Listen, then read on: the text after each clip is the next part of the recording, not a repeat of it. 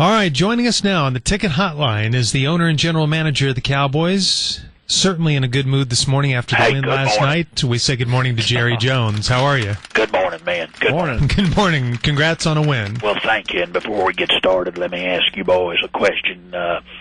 Can either of you consistently run a proper route or snap a football at a predetermined time based on verbal cues? See if you can. I might have a job for you in the Cowboys organization. Oh, okay. Great. Thank you. We'll call you later.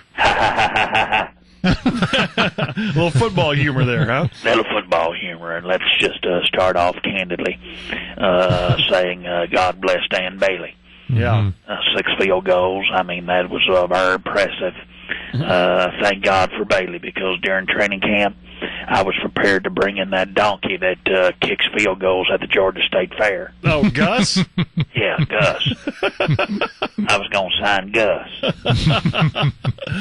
And you noticed that the roof was open last night. Uh-huh. Wasn't that nice? Yeah, just allow the nice fall air to kind of drift in there, huh? I just thought it was nice to get my money's worth out of that $200 million sunroof upgrade I got talked into. No, the real reason was not to let in the beautiful nighttime air. It was to let out the stinky air that was inside the stadium. What happened?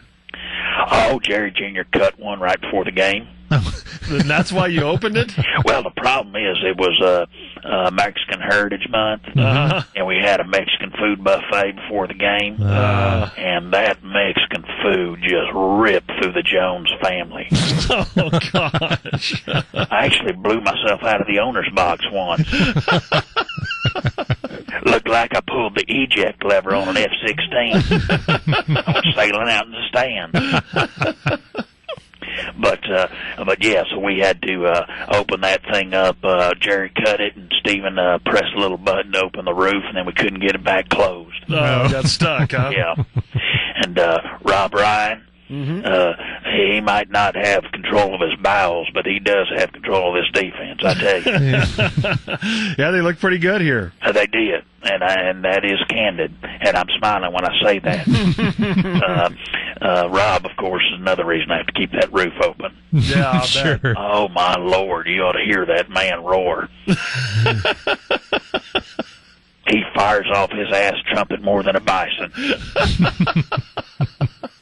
And if there's one thing I love more than football, Yeah. it's alcohol. Really? Oh, yeah, I love to drink. Boy, that's candid. That's very candid. As a matter of fact, I like to play a drinking game. Every time they show Rob Ryan's fat ass or lard hair on television, I take a shot. Man, you must have been tanked last night. Oh, well, the past few games, I've been blasted before the second quarter. Hell, I usually throw up in someone's purse before halftime. Oh, God. Didn't realize that was going on up there in the booth. And how about our Mexican quarterback doing so well? I don't know if he's really called that so much, but yeah, Tony Romo played well last night. In Mexican Heritage Month, yeah. That's right, especially on Hispanicism Heritage Month. Time of year when we honor those that pack too many in a car and let their kids run wild in a Dollar General store. Oh, my gosh. I'm, of course, smiling when I say that. Oh, okay, you're smiling. And I'm not trying to be trite. But it is Hispanicism Heritage Month. And, they had certainly infiltrated our stands last night. Infiltrated? They were welcome to be there. And, hell, for a while I thought I was at a soccer match when I looked around.